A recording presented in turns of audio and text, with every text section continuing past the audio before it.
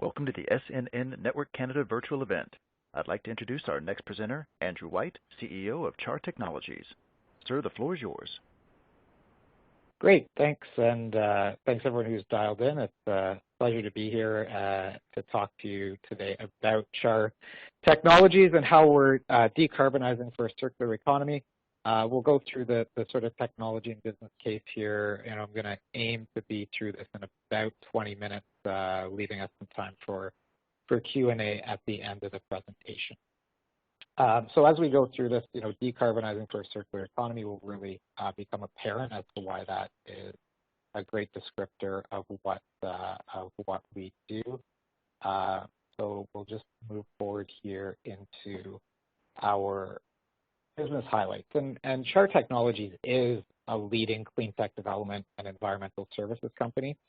So we have a few business lines, but where we see the big opportunity and the growth and what we're most excited about is our high temperature pyrolysis technology.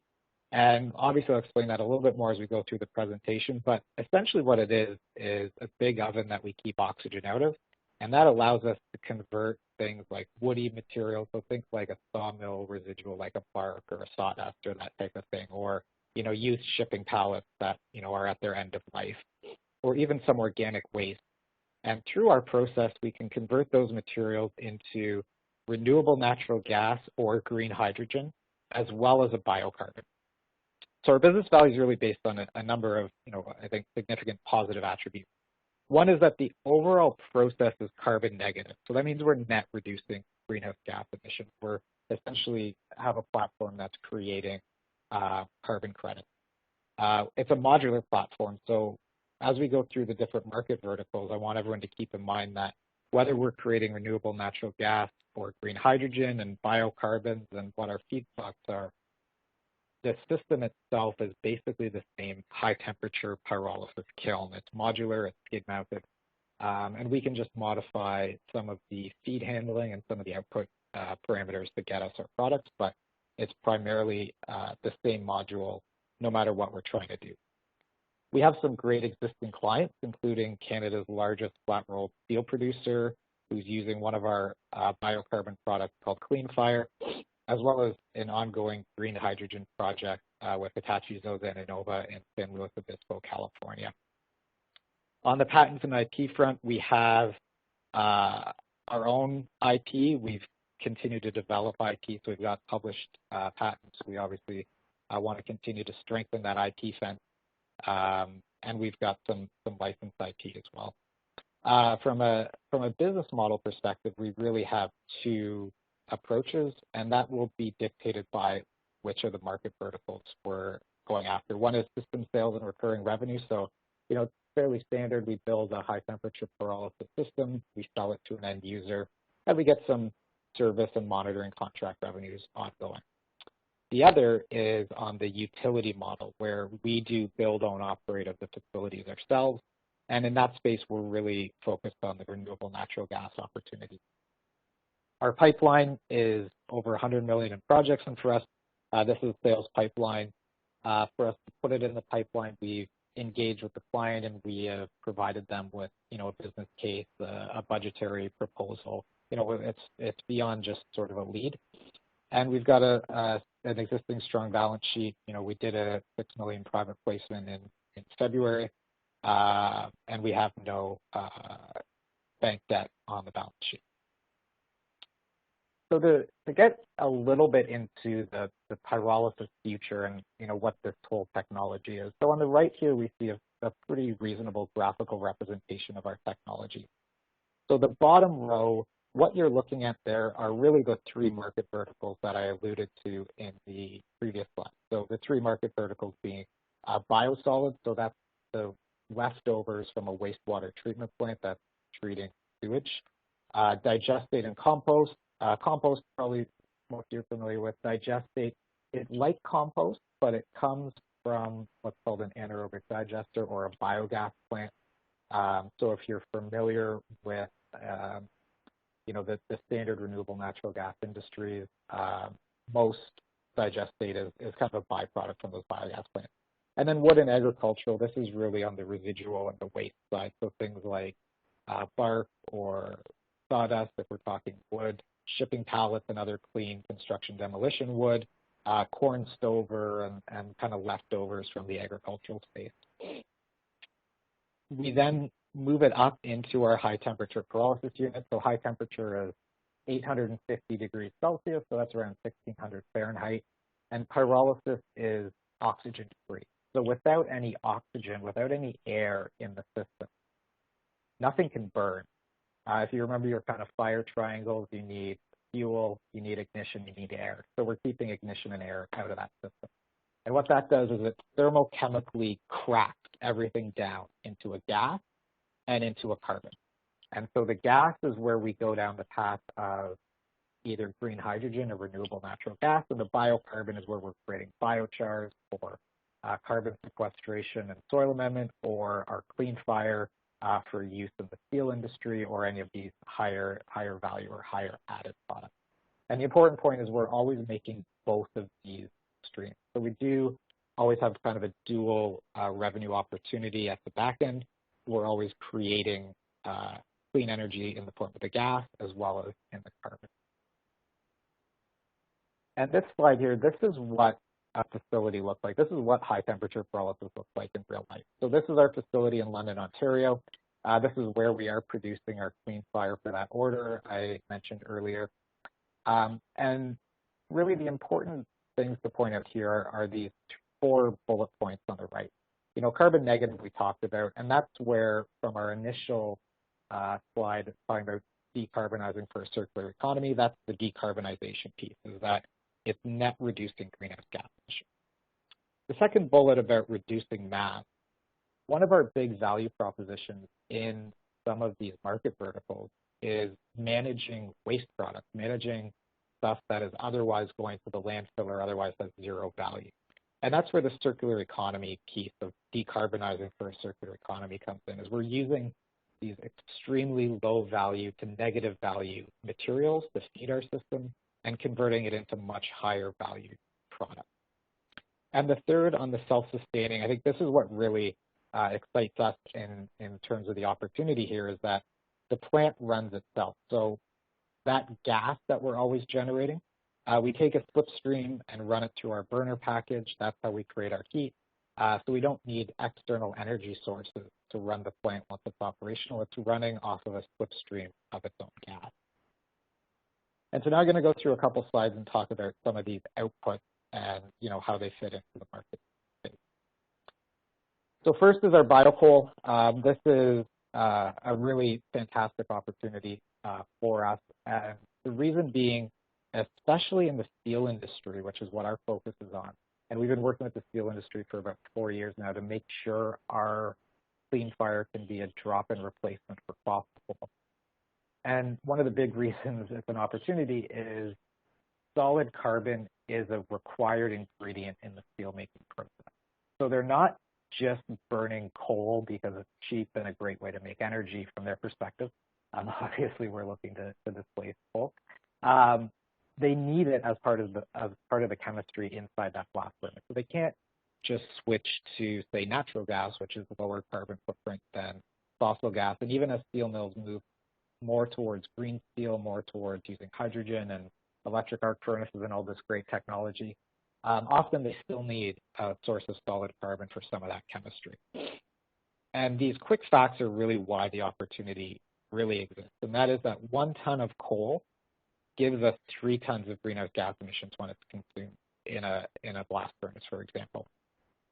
1 ton of our BIOCOAL that we've branded Clean Fire replaces 1 ton of coal, but 1 ton of BIOCOAL gives you 0 tons of greenhouse gas emissions. So, the illustrative example here from Canada is with federal greenhouse gas pricing expected to be around $170 a ton by 2030. That means consuming 1 ton of fossil coal will add an extra $510 onto the cost of running the plant. And as I mentioned earlier, we did announce this, for us quite large, and that's why we call it a milestone order for 1,000 tons of our Clean Fire product. Next, on the gas stream side, there's really two opportunities. One is on green hydrogen, and really the graphic I've borrowed here from the Ontario Hydrogen Strategy is just showing that, biomass is an identified pathway of creating green hydrogen, which is really, really important.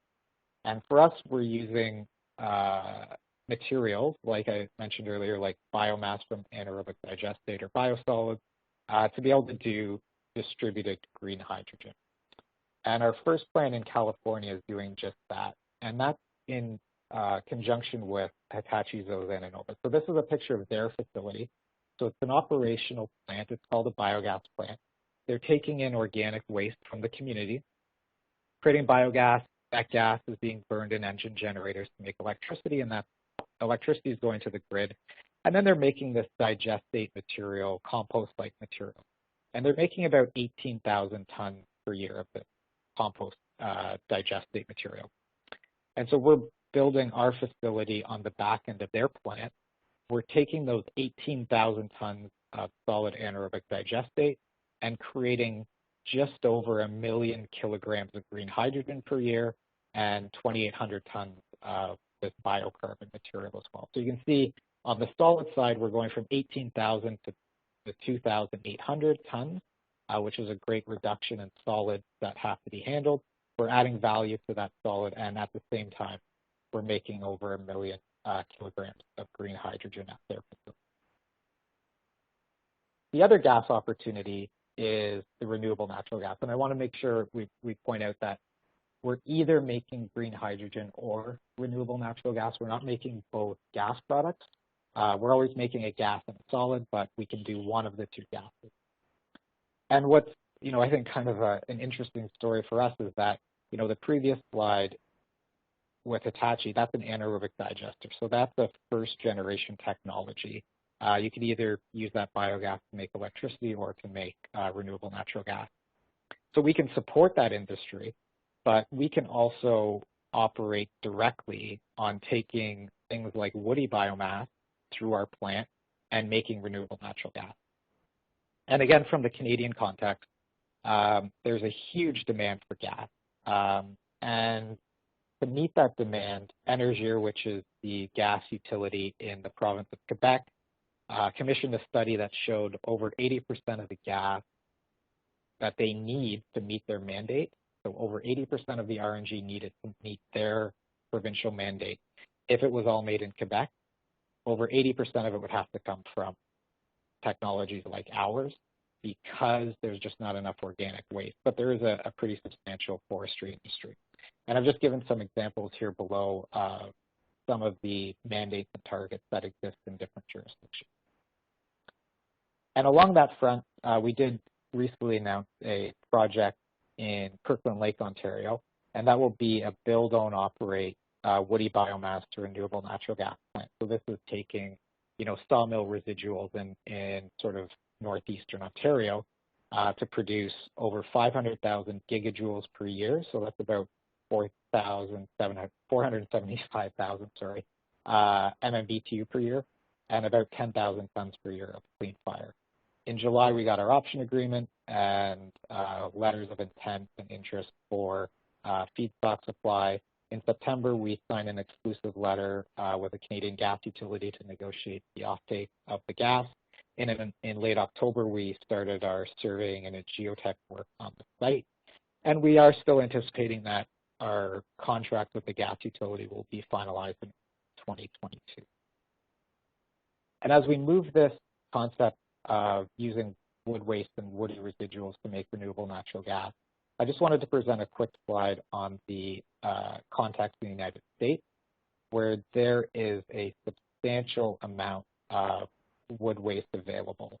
If you look at the graph on the right, all this light gray portion, so the bulk of the graph is wood waste, wood residuals that don't have a home that are currently going to landfill. So it's a huge, huge opportunity for us. One more quick one on the industry transformation. I probably don't need to get into the Larry Fink quote, but the one on the bottom I think helps again illustrate the market opportunity for renewable natural gas. And so if you look at the bottom line first, for FortisBC, which is the gas utility in British Columbia, to meet their 15% renewable natural gas blending target, they would need 35 to 40 pentajoules of renewable natural gas. A pentajoule is a million gigajoules. And, a gigajoule is, for back of the envelope calculations, pretty close to an MMBTU. So just one province needs 35 to 40 million gigajoules a year. The entire country of Canada produced 6 in 2019. So it just really shows how much is there. Very quickly, we do have a secondary market opportunity here in the biosolid space. And again, at the beginning, I mentioned we've got our 3 market verticals: biosolids, digestate compost, and woody and agricultural residuals. And this market is really being driven by regulation and the need to eliminate PFAS, polyfluorinated alkyl substances, which is the 3rd bullet down.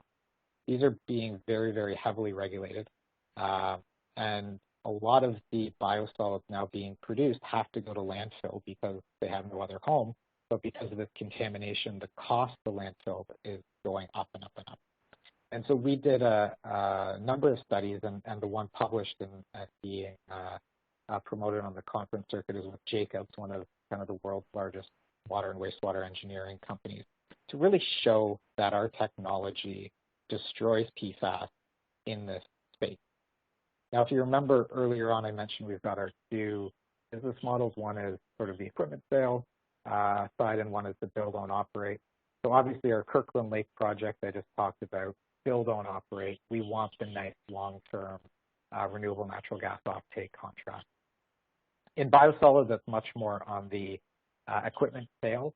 This is biosolids management, I should say, is a very well-established market space. There's a lot of players, and we've just got a much better opportunity to get in there and sell equipment to existing participants in that market than trying to sort of build our own plant.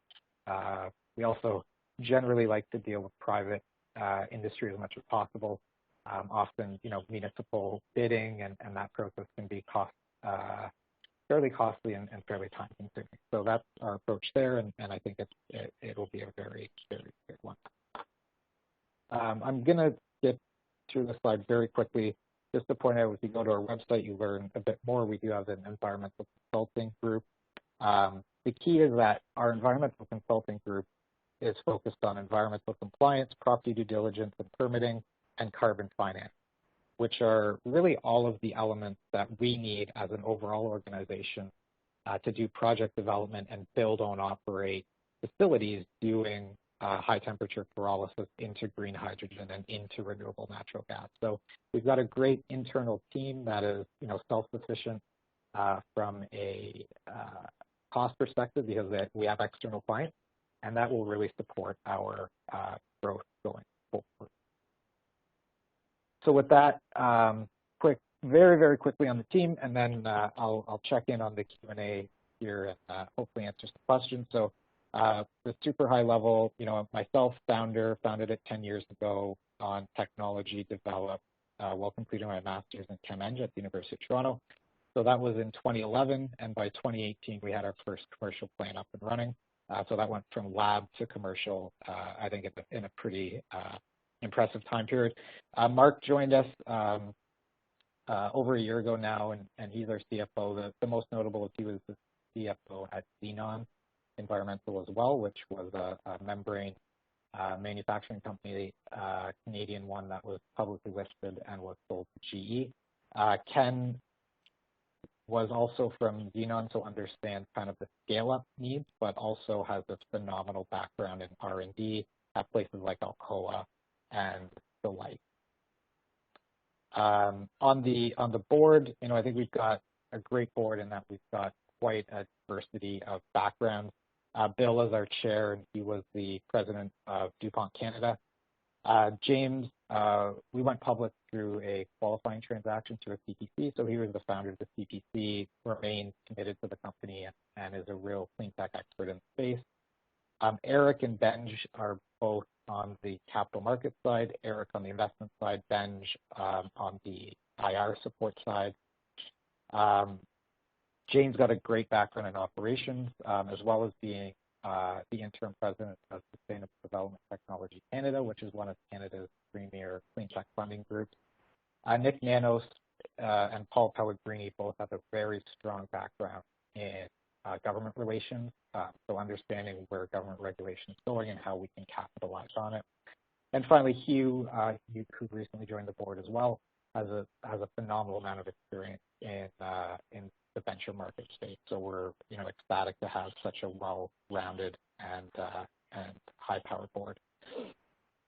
So with that, I'll kind of leave the summary slide here, and I'm going to pop over to the Q&A and see what we have here.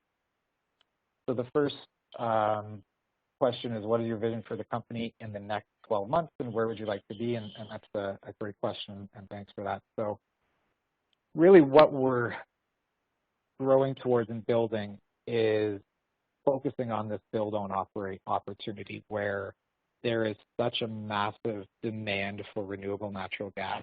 From our perspective in a couple of Canadian provinces, but also in the U.S. where we've got either the LCFS market in California and Oregon, or we've got the RIN market opportunities for RNG for vehicle fuel and kind of the rest of the country.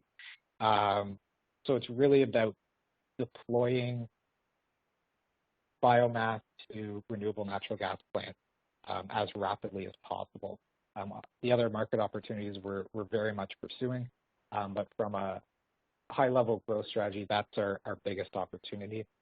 The nice thing about the modular plants is that we can get an initial module up and running. An initial module is sort of a single kiln system.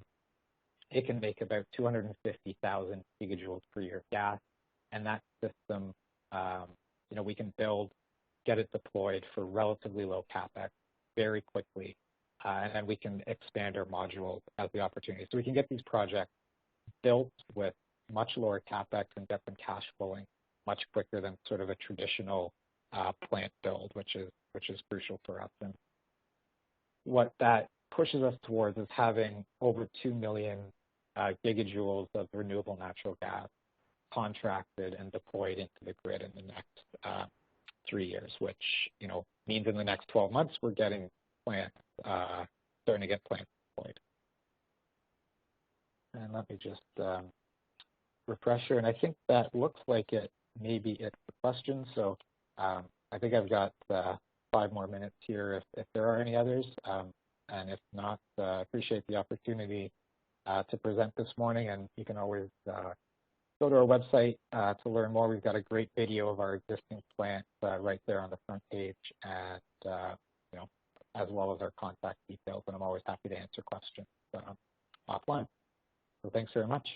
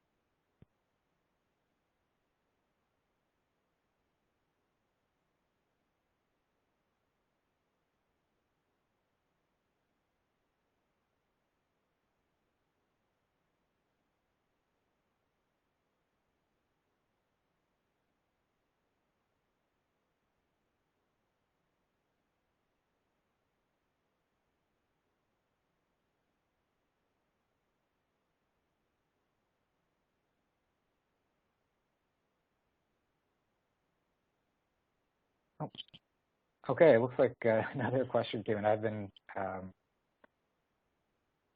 here, and the question here is, what's the path to profitability? And that's another great question. And really, that's what 2022 is all about. So, well, you see our 2 market approaches depending on the market verticals. One is the equipment sale, and one is the build, own, operate plant. So obviously this year we're looking to deploy some of the build, own, operate, but we do expect some of the plant and equipment sale projects that we've been working on to come through as well. So the kind of initial profitability will be driven by that equipment sale side of the business for the next 12 to 24 months as we bring our build, own, operate plants online. And the build, own, operate sort of in the 3-year time horizon, I think will very quickly overtake the sort of proportion of profitability because of these great long-term offtakes. And so that's the short term as we continue on our growth trajectory here.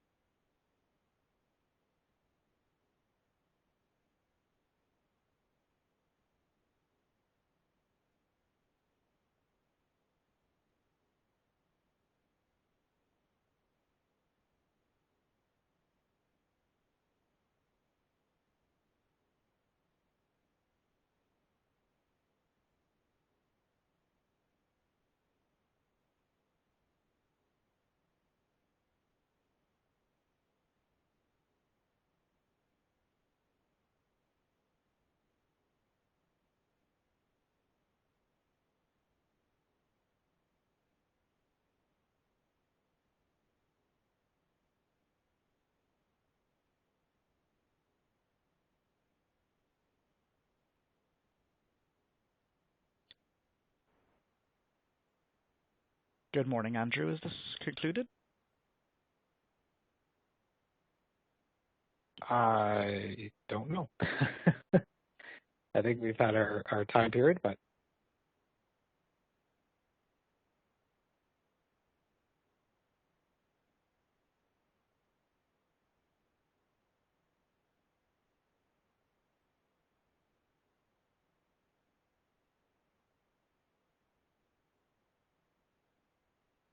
Thank you, ladies and gentlemen. That concludes today's presentation. Thank you for tuning in.